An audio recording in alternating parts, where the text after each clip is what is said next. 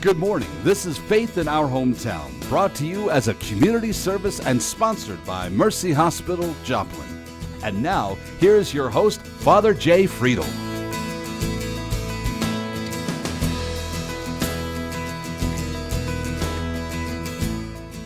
Well, good morning, everyone, and welcome for another Sunday morning of Faith in Our Hometown, our weekly discussion about things that interest us as people of faith here in the greater Joplin area.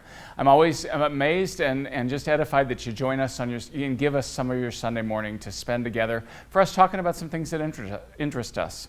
So today, as many of you know, we're celebrating this great anniversary year here in Joplin, and I of course, am usually fascinated with the history of how some of that all came together, how Joplin came to be, and how some of our religious houses of worship got started, and all those kinds of good things. And so today, we're going to be talking with Dr. Chad Stebbins, who's the Director of International Studies at the University at Missouri Southern. But one of his interests, of course, is in the history of the area. And in that history of the area, he's done a little bit of research and writing about one of our founding fathers, and we'll be telling you a little bit about that, and also about some of our famous landmarks that were here in Joplin. So we're going to be right back after this Mercy Minute. Stick around. We'll be back to Dr. Stebbins. It was silly to be so dreading it so much because it was really no big deal. There was no pain afterwards. I was really, really hungry, so I got to have whatever I wanted to have for lunch. But the rest of the day I just slept, and there was no pain, and went to work the next day. Every day that I opened up my refrigerator and saw that referral on my refrigerator, I just dreaded having to go through it. And now I just kind of laugh about it because it was no big deal. And knowing it's behind me, I just don't have to worry about it. Well, my husband and I, we do a lot of riding, and we kind of cram everything into the weekends, but eventually, we'd like to, once we retire, we want to be able to go on vacations on our bikes and go riding on weekends a lot more, so we have a lot to look forward to.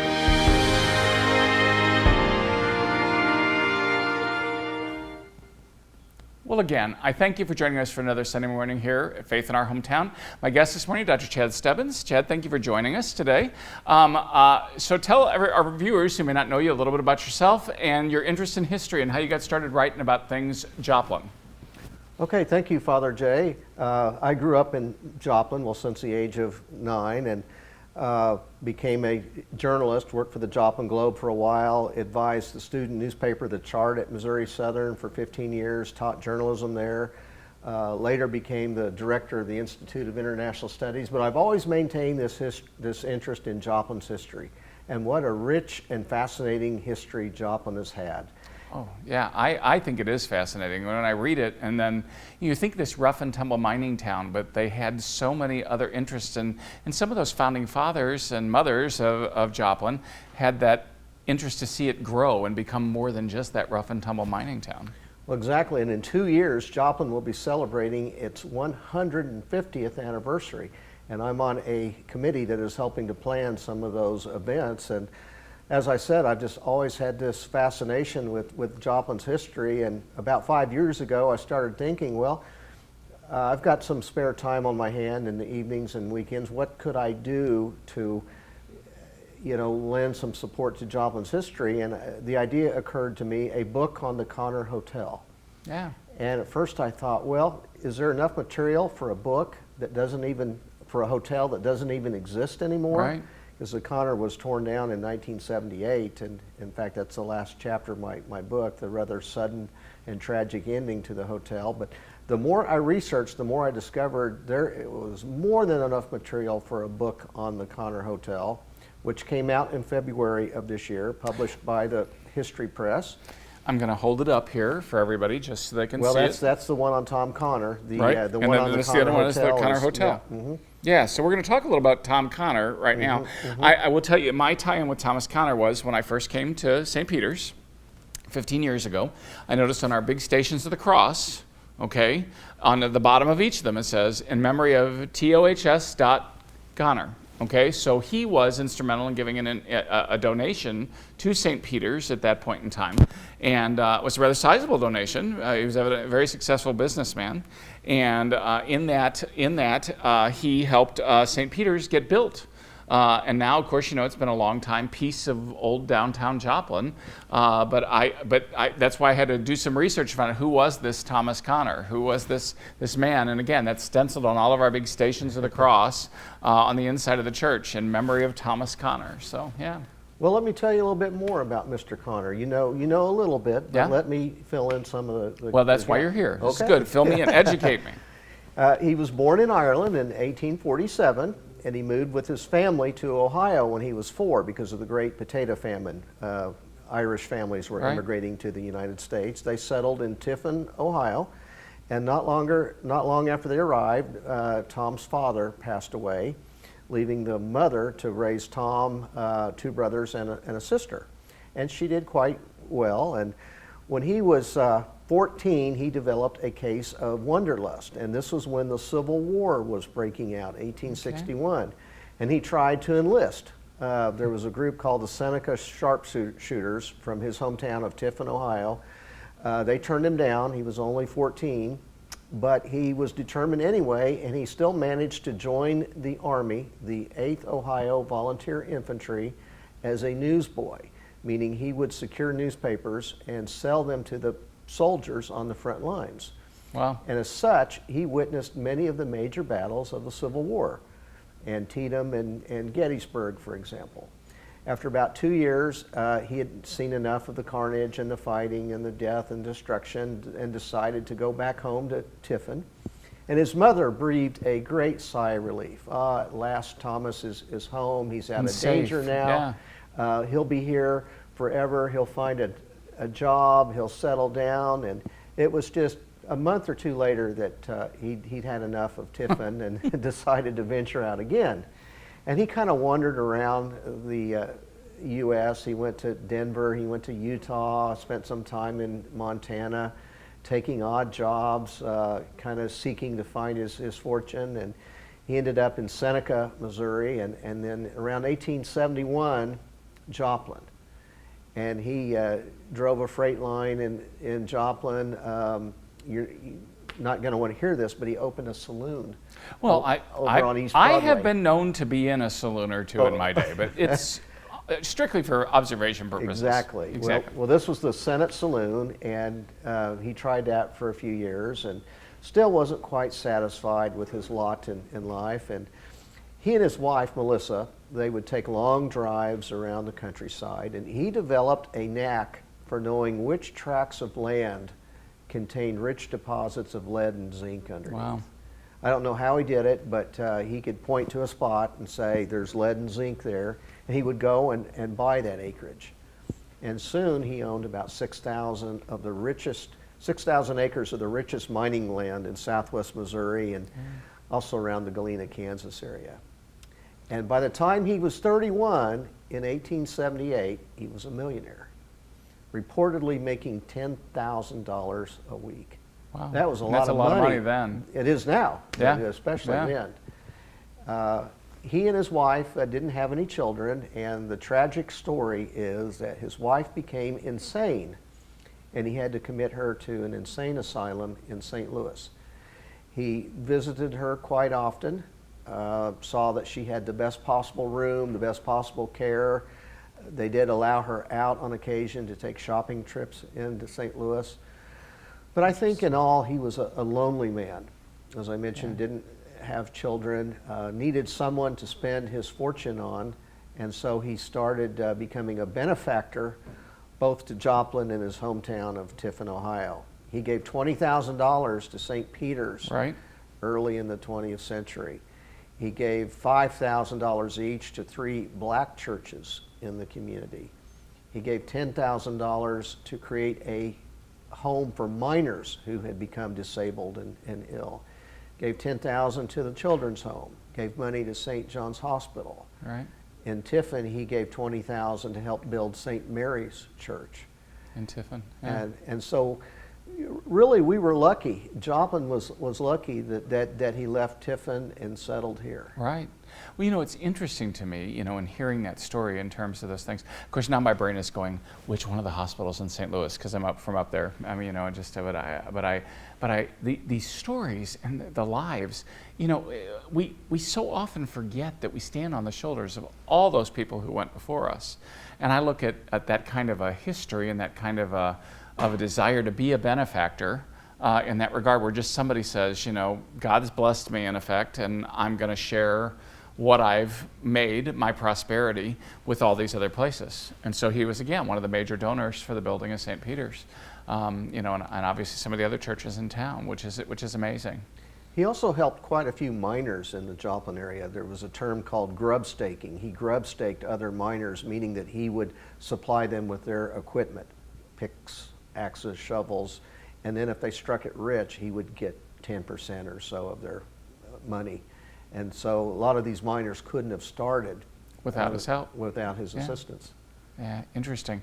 So, did he say anything? I'm fascinated by the fact that he could see from the land what seemed to have mining possibilities. I've never heard of anybody, prospecting like that before.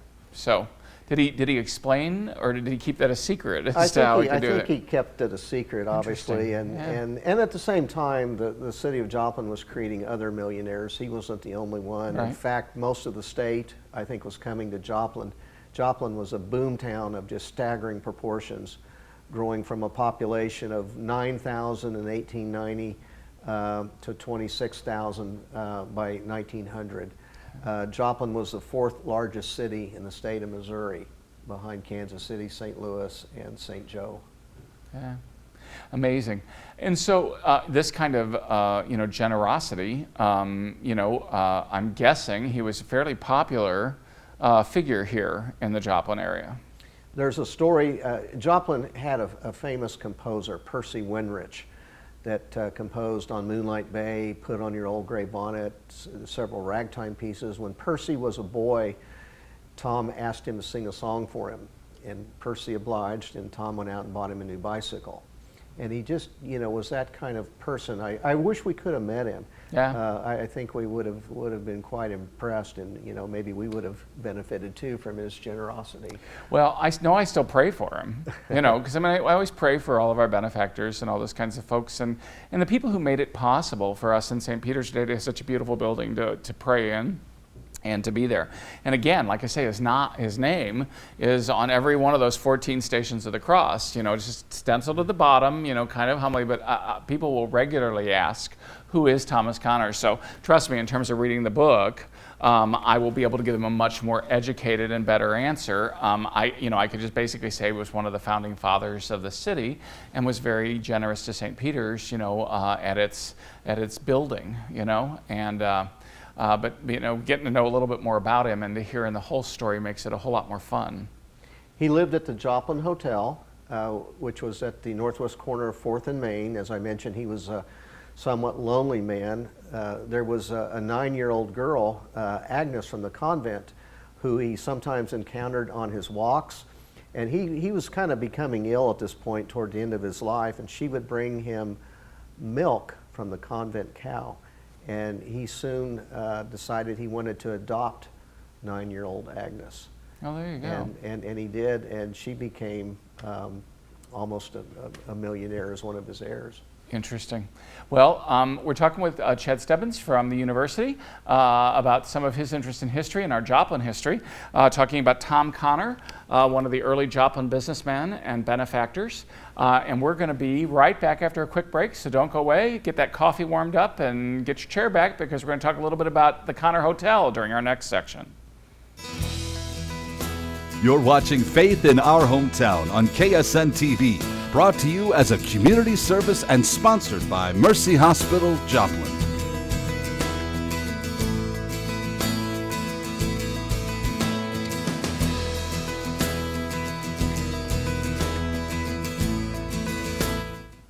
Well, again, thanks for sticking with us this morning. Our guest this morning, Chad Stebbins from the university, one of our local authors now, with his books on Thomas Connor and the Connor Hotel. So how did the hotel get going after, we've heard a little bit about Mr. Connor now, so what about this hotel? Well, Tom Connor was living at the Joplin Hotel, which had been built in 1874, was starting to show its age. The other major hotel in Joplin was the Keystone Hotel, kind of catty corner from the Joplin Hotel. Tom Connor owned half the Joplin Hotel, bought his partner out, and 26 businessmen and 10 businesses in Joplin pledged him a substantial amount of money toward the cost of a hotel if he would tear down the Joplin Hotel and build a new hotel in its place. And this new hotel had to be at least 6 stories. He agreed, and so in 1906 he found the top architects from St. Louis to come to Joplin and design this brand new hotel, which he ultimately decided would be 8 stories, 9 if you included the rooftop garden. Also in 1906, he was elected to the state senate. 1906 was quite a year for Mr. Connor, and he invested his own wealth in this new hotel. Unfortunately, he didn't live to see it completed. He died in 1907 in San Antonio. But his heirs, mainly his nieces and nephews, there were 6 of them, pledged to continue on with the Connor Hotel. And it opened on April the 12th, 1908. I think the grandest event of the year was the opening of the Connor Hotel. It was a magnificent hotel. The catering manager for the Connor, the night it opened, said that the hotel was too grand for Joplin. It should be in a city such as Chicago. Well, there you go. They just don't have he obviously did not have an appreciation for what Joplin is, but No. But it helped really put Joplin was already on the map because of its lead and zinc riches, but it made Joplin more of a world-class city. It was a skyscraper. Yeah. It was 130 feet tall, 9 stories if you included the roof garden, Joplin's first skyscraper. And it kind of helped Joplin dispel its image as a rough and tumble mining town and a first-class city with this wonderful hotel at 4th and Main. And it was $1 million hotel if you included the furnishings. And that was a lot of money in 1908. For any place, much less for a city, the size of Joplin at that point in time. It's interesting. I mean, there's another book in there, obviously, on the skyscrapers and their ties to Missouri and to St. Louis and some of those things. But I just, it's fascinating to me, to see. And even when I first came to Joplin, I was amazed that we actually have a skyline, And part of that's due to people and people's vision, like Mr. Connors, who just said, no, we want our city to look good. We want it to be efficient. We want it to be, have some of the most modern conveniences, and people want to come and see it. And certainly the hotel was a part of that draw for such a long time. And the Connor was the tallest building in Joplin all the way until 1975 when the Messenger Towers opened, 14 stories. Right. But that's another story. There's a lot more books left in you, Chad. Exactly. Yeah, exactly. Yeah. So in terms of this, I will tell you that when they were closing the Connor, all right, somebody, and I don't even know who, but somebody went and bought some of the lots of the china that was used in there. And it's a very strange oriental pattern, blue and gold and all those kinds of things. And somebody dropped, when that family didn't want that anymore. St. Peter's sometimes becomes the repository for things that were somehow connected to St. Peter's in some way, shape, or form. And this person knew the history of Mr. Connor and his connection with the parish. And so after they bought some of that china from the hotel, we still have several pieces of it there at St. Peter's that we use for display and for decoration and those kinds of things. We don't use them for serving or anything, but we still have some of the china from the Connor Hotel because it was so well known, and it's renowned for its food and its dining and all those things. And I've heard stories about the rooftop garden and all kinds of things. So what did you find anything fascinating in your research that you really just want to share with everybody about the hotel? So many things, Father Jay. I hope you have another hour or two. Well, we could record a second segment if you want to, but we probably got a few minutes anyway. Well, just a couple of things. I found that from 1915 to 1920, there was a phenomenon going on in the United States with human flies or human spiders, men who would climb tall buildings. Yeah. With their hands, and they would put on quite a show. They would act like they were slipping and falling. They came for several days in advance. They had usually local sponsors. An automobile dealer would put them in one of their cars, and they'd drive around town. And then they would come to the Conner and climb it. And every famous human fly or human spider would come to the Conner and climb it between 1915 and 1920. Wow. They would also climb the Newman building in downtown Joplin, but that wasn't near the challenge. Sometimes they'd go to Carthage and climb the courthouse, but it was a great spectacle, and hundreds, if not thousands of people would turn out in downtown Joplin. Just to watch somebody Just climb to the outside watch of the it. building. Nowadays, we'd probably put them in jail if they tried to climb, so don't anybody get any ideas, okay? The city, the police won't probably be favorable for that in this climate today, so yeah. Joplin became quite a convention city because of the Conner. A man named Barney Alice later bought the lease from the Conner heirs and almost doubled the size of the Conner in 1928-29 with a sizable annex that meant the Conner had 400 rooms. And he would say there is no city of 35,000 population anywhere in the country that has a 400-room hotel. And so Joplin attracted all these state and regional and national conventions in competition with other cities. And literally thousands of convention dollars poured into Joplin for quite a long time. Wow. And you wouldn't today think of people wanting to come to Joplin necessarily, but it was the attraction of seeing the lead and zinc mines that go on guided tours throughout the area and come back and have their meetings and their banquets at the Conner Hotel. Yeah.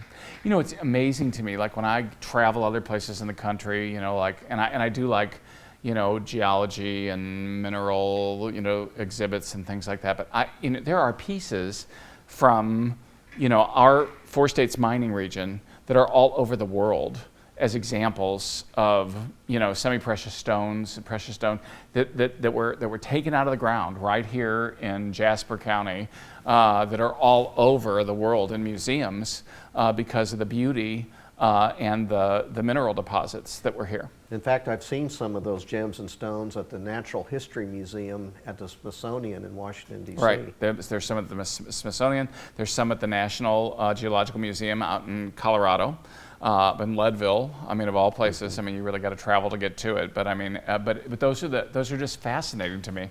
And again, growing up in the St. Louis area, I didn't know any of that stuff until I moved here 15 years ago. Suddenly, I moved here 15 years ago, and I'm like, whoa. This place really had an impact on the world in its day, you know? Absolutely, and I suppose we're running out of time here, but I'd like to tell people kind of the downfall of the Conner, just to get that sense of history. Not good that it had a downfall, but everybody needs to know how the story ends. It was largely because of I-44 and Rangeline Road. Mm-hmm. I-44 opened in 1957, 1958. They extended it opened to the Missouri-Oklahoma border, and then a 9-mile super freeway was extended out to meet Rangeline.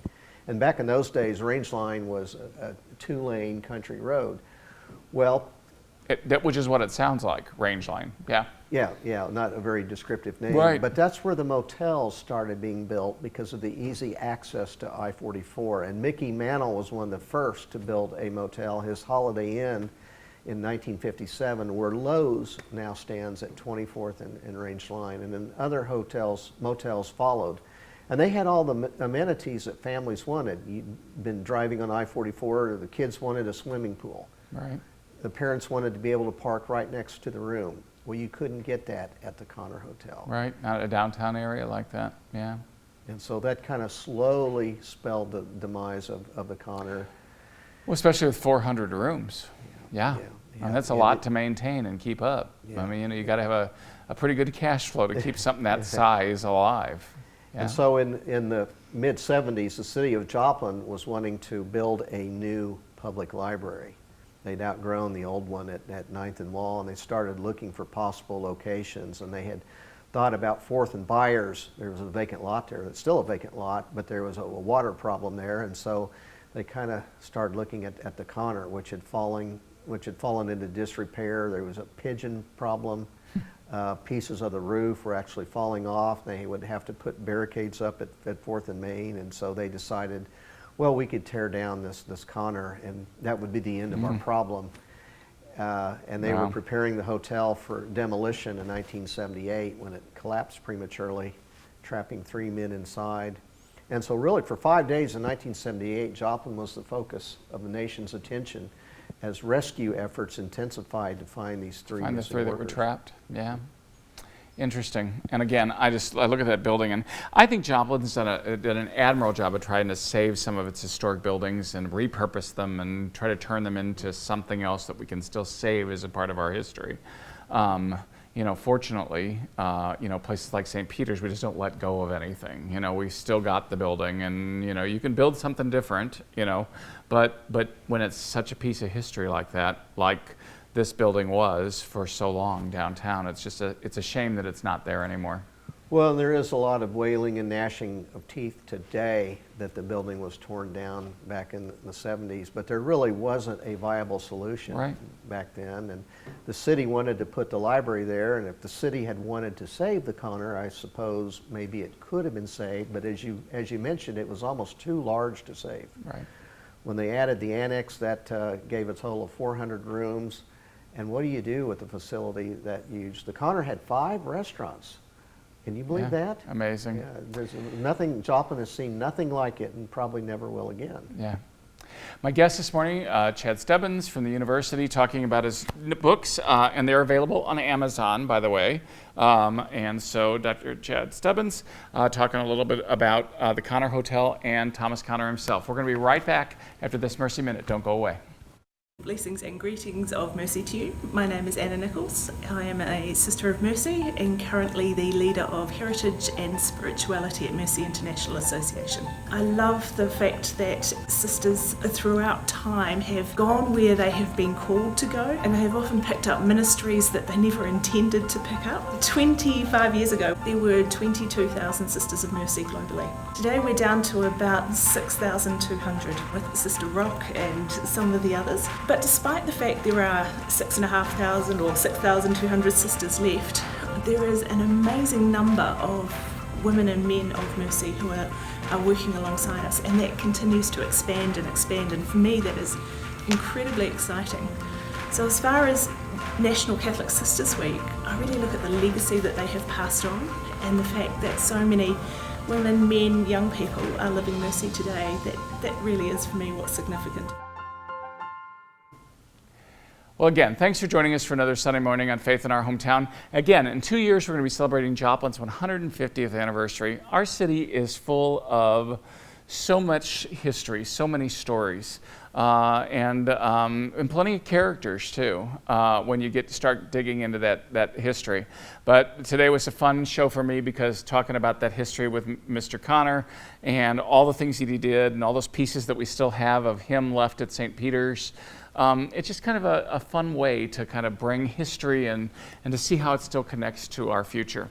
That's one of the things that I think is great about Joplin, is that we do remember our past and we just continue to try to live it into the future as we've got it. So I hope that you enjoy the rest of your Sunday. I hope that you'll come back and join us again next week for another episode of Faith in Our Hometown. God bless. Thanks for watching. Faith in Our Hometown can be seen Sunday mornings at 6:30 and 9 a.m. on KSN. Brought to you as a community service and sponsored by Mercy Hospital, Joplin.